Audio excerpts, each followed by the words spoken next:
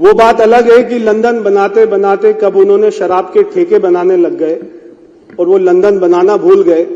School के बाहर शराब के ठेके, कॉलेज के बाहर शराब के ठेके, और यहां तक कि शीश महल में भी बार बना हुआ है अध्यक्ष जी। शीश महल के अंदर भी मुख्यमंत्री ने दिल्ली के टैक्स पेयर के पैसे से, जब मैं आया सुबह अध्यक्ष जी तो मैंने नीचे ड्रॉअर में देखा ये पेन पड़ा हुआ था। ये जो वो अपनी शर्ट के ऊपर लगा के घूमते थे वो इसी चेयर पर ही बैठते थे, शायद अपना पेन भूल गए। मैं आपको दूंगा, बाद में उनके पास में पहुंचा दीजिएगा। वो ये पेन लगाते थे शर्ट के ऊपर में 5 रुपए का, और आप उनका महल देखेंगे अगर तो आपको लगेगा दुबई के शेख का एक ऐसा महल है। हम जब गए सबसे पहले हमारी सरकार बनी, मुख्यमंत्री जी ने अपने दरवाजे खोले कार्यालय के, सारी मीडिया वहां पर आई और सारी मीडिया ने कहा 3 साल में पहली बार आए। वहां के कर्मचारियों ने बोला 3 साल में अंदर पहली बार देखा है। हमारे 8 विधायक जो थे उन्होंने कहा 3 साल में पहली बार अंदर घुसे। यानी मुख्यमंत्री का कार्यालय जिसमें करोड़ों रुपया लगा हुआ है, वो व्यक्ति ये 5 रुपए का रिनॉल्ट का पेन लगाकर और अपनी शर्ट का बटन जो है टेढ़ा मेढ़ा बंद कर और वो इतना करोड़ों रुपया खर्च करता था। कोई शर्म नहीं बची। और वो अपने व्यक्ति को, अपने आप को क्या नहीं किया उसने, किस किस को नहीं बेचा। बच्चों की झूठी कसम तो खाई खाई, हमारी मां यमुना की भी झूठी कसम खाई तो खाई, मगर चुनाव के दिन में 5 तारीख को वो व्यक्ति ने अपने मां बाप को भी नहीं छोड़ा। उनके पिताजी तो चलते फिरते आदमी हैं, और हमें एक चैनल ने बताया कि जब वो व्हील चेयर पर उनको लेकर जा रहे थे तो उससे 10 मिनट पहले ही उन्होंने एक चैनल को इंटरव्यू दिया। केजरीवाल अपने मां बाप को भी मार्केटिंग करने से नहीं छोड़ता है। वो उनको व्हील चेयर पर लेके गया ताकि उनको सिंपैथी मिले। अरे सड़कें बना दी होती, सीवर लाइन ठीक कर दी होती, नाले साफ कर दिए होते, यमुना साफ कर दी होती, तो ये सारे झूठी कस्में, झूठे ये सारी मार्केटिंग ये करने की जरूरत नहीं पड़ती। ये शीश महल बनाना और ऐसा आलीशान ऑफिस बनाना और ऐसी महंगी महंगी गाड़ियों में घूमना और ये प्राइवेट चार्टर में घूमना। अगर व्यक्ति, मैं जब गया था हमारी माननीय मुख्यमंत्री जी के दफ्तर में, मैं बैठा वहां पर, तो मैं 5 मिनट के बाद में मेरा मन किया कि मैं उठकर चला जाऊं, क्योंकि मुझे लगा कि जो इस कमरे में इतने अच्छे दफ्तर में बैठेगा वो तो दिल्ली की सड़कों पर जा ही नहीं सकेगा। हम जहां पर जरूरतमंदों के लिए सोशल वेलफेयर स्कीम भी लेकर आएंगे, उसी के साथ साथ एस्पिरेशनल दिल्ली के लिए हम बहुत सारी योजनाएं भी लेकर आएंगे। हमने कहा, और ये प्रधानमंत्री जी ने कहा कि 2500 रुपए महिलाओं को मिलेगा, तो 2500 रुपए महिलाओं को मिलेगा।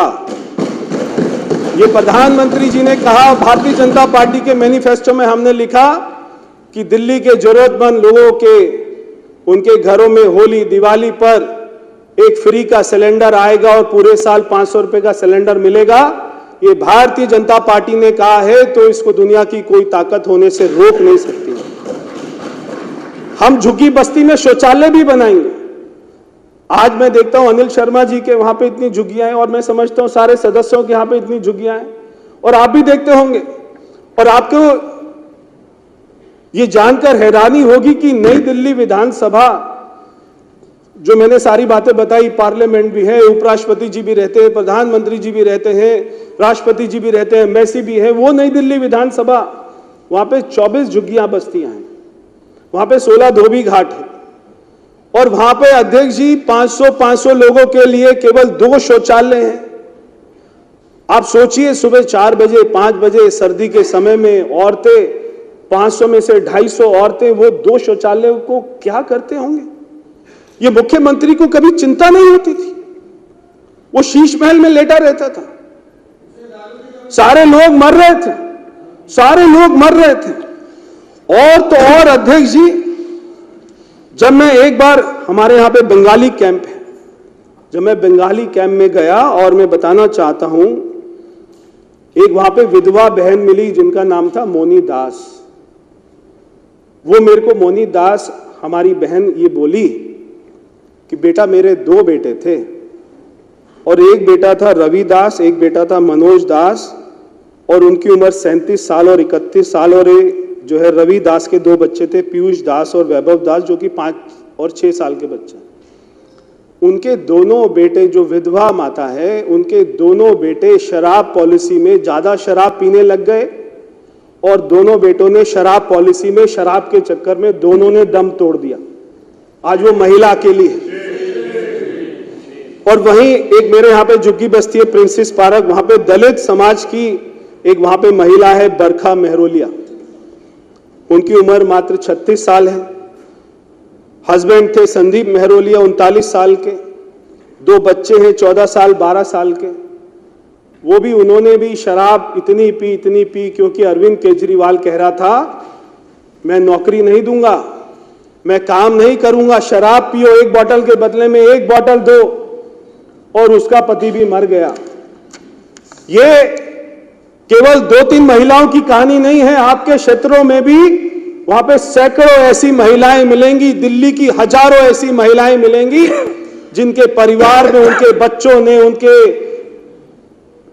बाप ने, उनके हस्बैंड ने दम तोड़ दिया शराब पी कर, केवल अरविंद केजरीवाल की पॉलिसी के चक्कर में।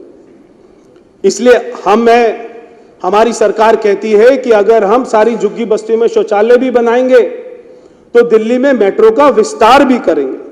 हम हमारी संस्कृति को मजबूत करेंगे। कल मुझे बहुत अच्छा लगा, कुछ हमारे सदस्यों ने अपने अपने क्षेत्रों का नाम बदलने की बात करी। बहुत अच्छी बात है।